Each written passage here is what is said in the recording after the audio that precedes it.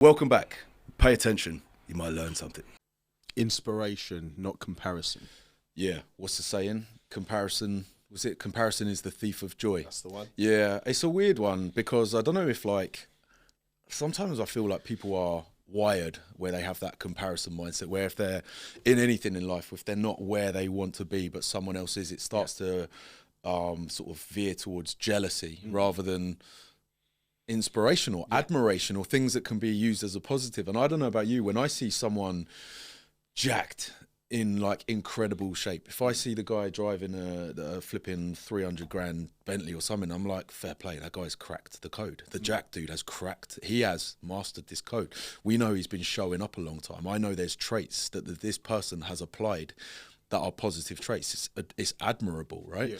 What can I learn from this? So it becomes inspiration. So yeah, I think it's one of those things that can go really sharply down a very positive route or a very negative route in my experience. Yeah, no, absolutely. I think, the one thing that I say to my clients, because, just from a fitness standpoint is, sometimes a male client or a female client might come to me and be like, I want to look like this.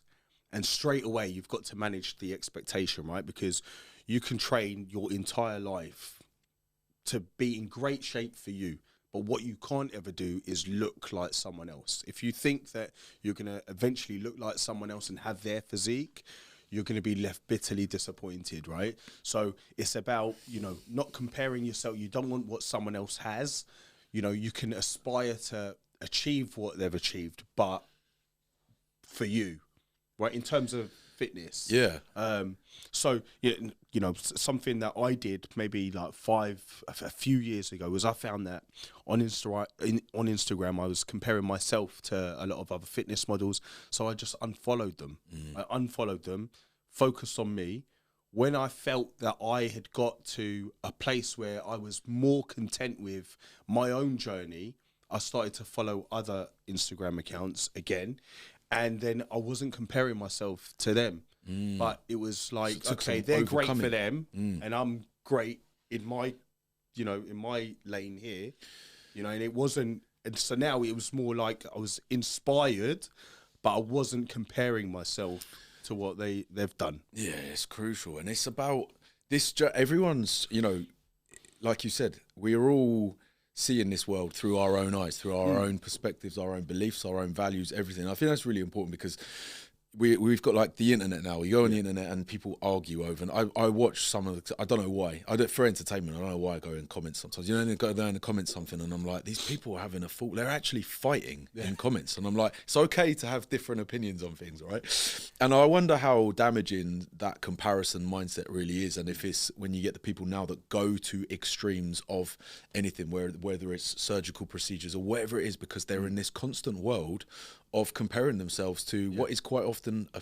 fucking fantasy, a fallacy. Yeah. Look at some of the shit you see on Instagram now.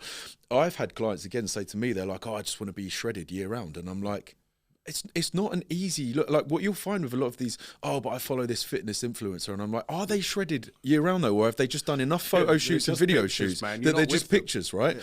And like, you've been in a photo shoot. I've been in a photo shoot. You've stepped on a bodybuilding stage. Like those lights do magic.